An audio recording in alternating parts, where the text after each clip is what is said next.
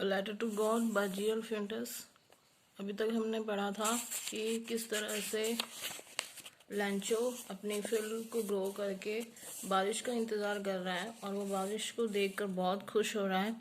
And जब उसको पता लगा कि हेल स्टोन्स गिर रहे हैं और उसकी सारी फसल जो है वो ख़राब हो जाती है, तो उसके बाद वो ज़ोर ज़ोर से रोता है और वो कहता है कि बस इस साल हमारी जो फसल है वो नहीं मिलेगी और ये सारा साल हमारा खराब जाएगा। ठीक है, तो अब इसके आगे देखते हैं लास्ट वर्ड्स क्या थे उसके। That night was a sorrowful one, all our work for nothing. तो वो रात बहुत ही रोने वाली थी और काफ़ी दुखी थी और उसका जो भी काम उसने किया था उसको कोई भी फल नहीं मिलेगा।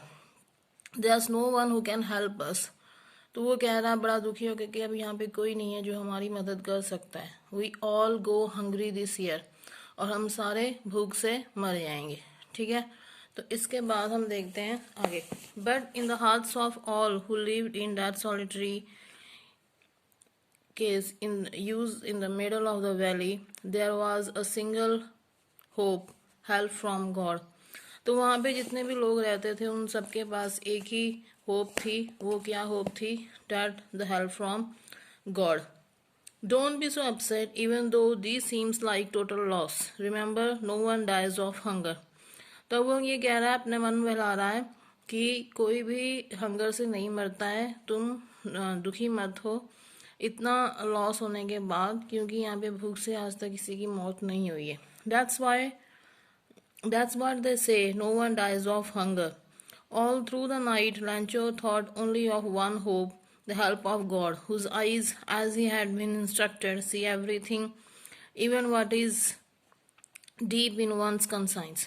तो अब ये क्या बोल रहा है यहाँ पे कि गॉड को सारा कुछ पता होता है। अब ये लोग, इनकी जो सोच थी गांव वालों की, इनकी क्या थी कि भगवान को सारा कुछ दिखता है और उसकी आंखों के सामने कुछ भी चीज़ छुपकर नहीं रह सकती। तो वो ये कहना चाहता है कि अब उसको सारा कुछ पता है, तो एक ही होप है, हेल्प ऑफ गॉड। अब भगवान ही जो करेगा वो करेगा। लैंचो was an ox of a man working like an animal in the fields but still knew how to write.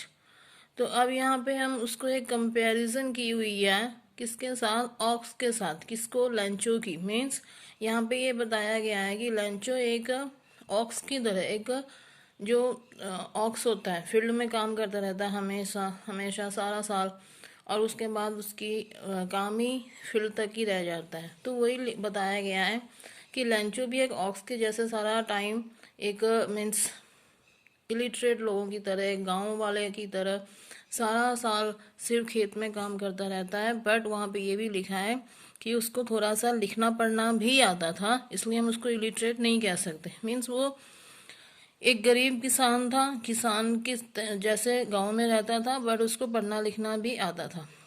The following Sunday at break, he began to write a letter which he himself would carry to town and place in the mail. He was nothing less than a letter to God. अब वो क्या करता है, अगले ही Sunday, जैसे उसका अगला Sunday आता है, वो स्टार्ट करता है एक लेटर लिखना, और लिखकर वो खुद जाता है टाउन और लेटर को लेटर बॉक्स में डाल के आता है। और वो लेटर लिखता है किसके ऊपर है? लेटर टू गॉड, मीन्स भगवान को लेटर लिख कर देता है। अब देखते हैं कि उस लेटर में लिखा गया है। God, he wrote, if you don't help me, my family and I will go hungry this year.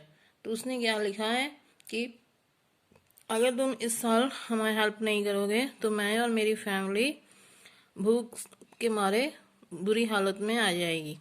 I need 100 pesos in order to sow my field again. अब वो क्या बोल रहा है कि मुझे 100 pesos चाहिए ताकि मैं अपनी जो फील्ड है वो फिर से ग्रो करवा सकूं। Pesos is a currency of several Latin American countries. ठीक है, तो अमेरिका की ये जो कंट्री है उसकी जो करेंसी है उसका नाम है पिसोस। तो वो क्या कह रहा है कि भगवान अगर तुमने मेरी हेल्प नहीं की तो मेरे घर और मैं भूख से मर जाएंगे और मुझे 100 पिसोस चाहिए ताकि मैं अपने खेत को फिर से ग्रो करवा सकूं। And to live still the crops comes because the hailstone. और जो वो क्रॉप मेरी मर गई है, ठीक है, उसको मैं वापस सही तरह ग्रो करवा सकूं, तो उसको वो कह रहा है गॉड को कि मुझे हेल्प चाहिए। He wrote to God on the envelope but put the letter inside and still trouble went to town. और वो इतना दुखी होके उस एनवेलप में डालकर उस लेटर को जाता है टाउन में जमा करने के लिए। At the post once he placed a stamp on the letter and dropped into the mail box. और जैसे ही हम लेटर पोस्ट करते हैं स्टैम्प लगाते हैं, वैसे ही उसने स्टैम्प लगाई और जो लेटर है वो मेल बॉक्स में सेंड कर दिए। One of the employees who was a postman and who helped at the post office went to his boss laughing heartily and showed him the letter to God. तो वहाँ postman आता है, हर बार की तरह वो चेक करता है मेल कौन कौन से पोस्ट बॉक्स में आए हैं। वैसे ही उसने लेटर उठाया और वहाँ पे क्या देखा कि उसके ऊपर क्या लिखा था, एड्रेस लेटर टू गॉड। तो वो बहुत जोर से हंसता है और अपने पोस्ट मास्टर के पास ले जाता है उसे। He career in his career as a postman had he known it addressed the postmaster a fat amiable। अब वो ये क्या कह रहा है कि आज तक उसकी लाइफ में ऐसा कोई हुआ नहीं था चांस जिस तरह से ये आया है। तो वो पोस्टमास्टर देख कर, वो पोस्टमास्टर थोड़ा सा मोटा होता है और एमिएबल होता है, मीन्स उसको अपनी लाइफ में काफ़ी एम होते हैं, ठीक है, और उसने हासिल किए होते हैं। Fellow also broke out laughing, वो भी देखकर काफ़ी हंसने लग जाता है। But almost immediately turn serious and tapping the later on his desk commented, "What faith! I wish I had the faith of the man who wrote this letter, starting up a correspondence with God." तो अब वो पहले तो बहुत हंसता है, फिर बाद में सीरियस होकर ये कहता है कि क्या फेथ है भगवान के ऊपर, मैं भी इस तरह से किसी इंसान के ऊपर इतना फेथ करना चाहता हूँ कि इतने अंधविश्वास भी लोग हैं कि उसने कितने विश्वास से भगवान को लेटर लिखा है और उसको उम्मीद भी है कि वो लेटर पहुँच भी जाएगा। So in order not to shake the writer's faith in God, the postmaster came up with an idea, answer the letter. But when he opened it, it was evident that to answer it, he needed something more than goodwill, ink and paper.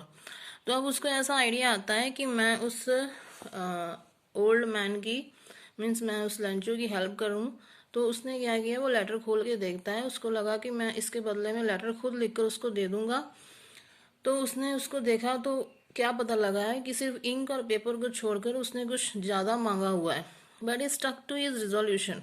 उसके बाद वो सोच में डूब गया कि मैं उसकी हेल्प कैसे करूं। When he asked for money from his employees, he himself gave part of his salary and several friends of his were obliged to give something for an act of charity। तो एक act of charity के हिसाब से उसने अपने employ से, अपने friend से और अपनी मनी कुछ जमा की, जिसकी वजह से वो लंचो की हेल्प कर सके। किन्होंने ने रिफ्यूज़ कर दिया, कईयों ने उनको दे दिया है।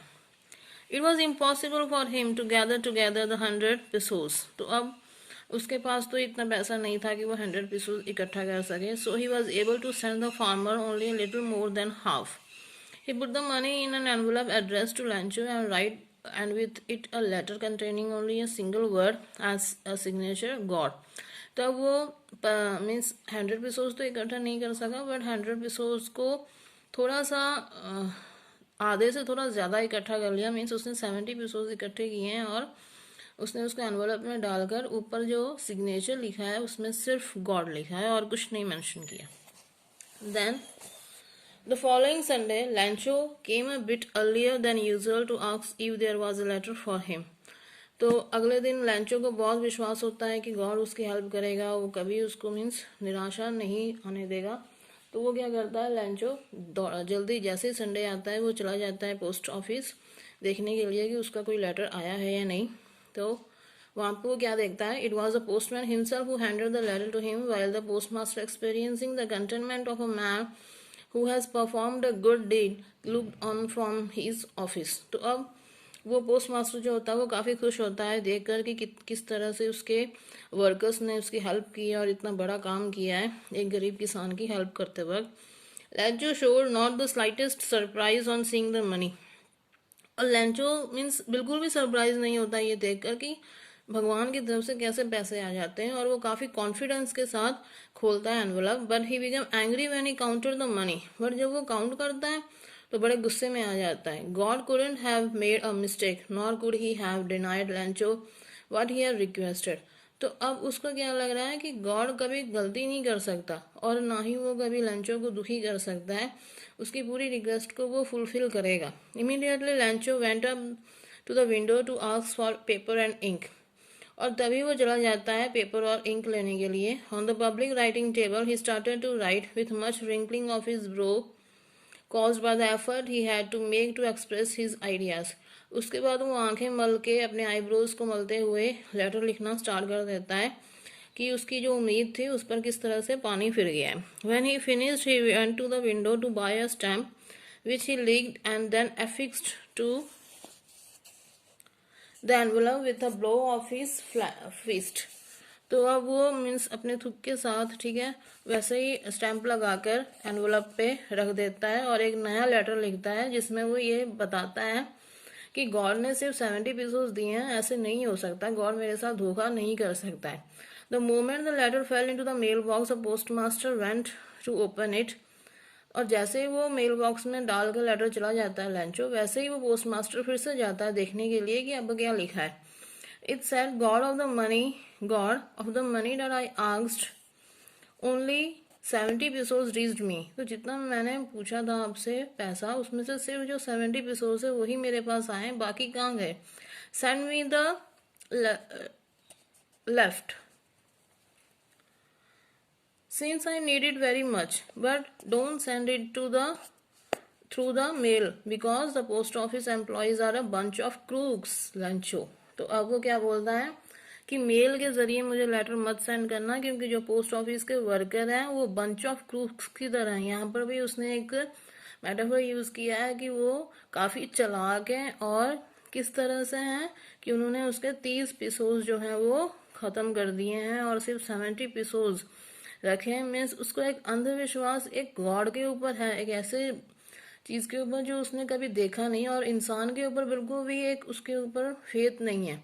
तो वो ये कहता है कि जो ये इंसान है वो उसके गलती कर सकते हैं, वो चोर भी हो सकते हैं, वो चालाक हो सकते हैं, बट भगवान कभी किसी को धोखा नहीं देता है।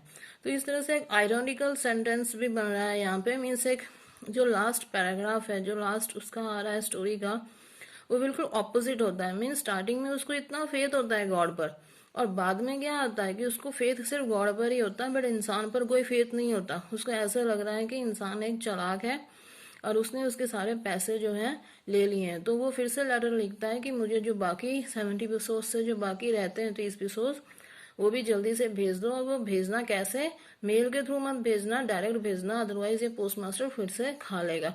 जबकि वो क्या बताए कि पोस्टमास्टर ही उसको इतनी हेल्प कर रहा है। Okay, so here the chapter is over. ये रहे आपके क्वेश्चंस, पीडीएफ फाइल में आपको आंसर्स दिए गए हैं, आप उस पर चेक कर सकते हैं। इसके बाद आ जाएगी आपकी ग्रामर पार्ट, क्वेश्चन 6 है, ये 6 के 6 आपने नोटबुक में लिखना है। फिर आएगी ग्रामर पार्ट जो है इसमें आपको बताया गया है, ये कुछ सेंटेंस दिए गए हैं आपके बुक के अंदर से, इसको आपने डिस्क्राइब करके यहाँ पे लिखना है। This is the example of hail stones, जिस तरह से हेल स्टोन्स आए थे उसी के रिलेटेड कुछ वर्ड्स हैं जो उसके मिलते जुलते हैं, उसके आपने सिनोनिम्स दिए गए हैं हेल स्टोन्स के। मीन्स जैसे thunder, lightning, rain, strong winds, तो ये उनको क्या बोलते हैं उसके मीनिंग के हिसाब से आपने यहाँ पे लिखना है। इसके बाद कॉलम है जो होप का है, यहाँ पे उसकी मीनिंग्स दी गई है होप की। होप जितने भी यहाँ पे 4 to 5 सेंटेंस है होप के, उन सबकी डिफरेंट मीनिंग्स बताई गई है, उसके साथ आपने मैचिंग करनी है। ठीक है, देन आएगा आपको relative clause. What is relative clause? Relative clause वो होते हैं जो रिलेशन शो करते हैं, और रिलेशन शो किस तरह से करेंगे, जैसे कि हमें उस बंदे की आइडेंटिटी पहले ही पता हो सेंटेंस में, तो उसको हम कहते हैं रिलेटिव क्लॉज। जैसे एग्जाम्पल हम देखते हैं, all morning लैंचो who knew his feels intimately looked at the sky.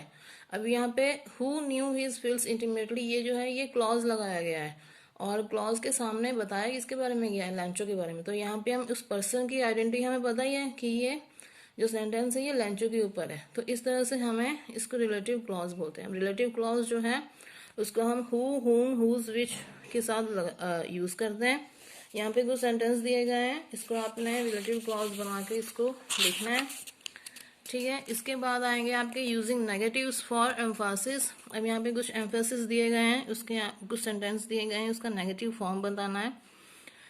जैसे एक एग्जांपल दी गई है, this year we will have no corn, इस साल हमारे पास कोई कॉर्न नहीं होगी। तो इसका नेगेटिव सेंटेंस कैसे बनाया इन्होंने, कॉर्न विल बी एब्सेंट। तो ये आपका हो गया नेगेटिव सेंटेंस, ठीक है।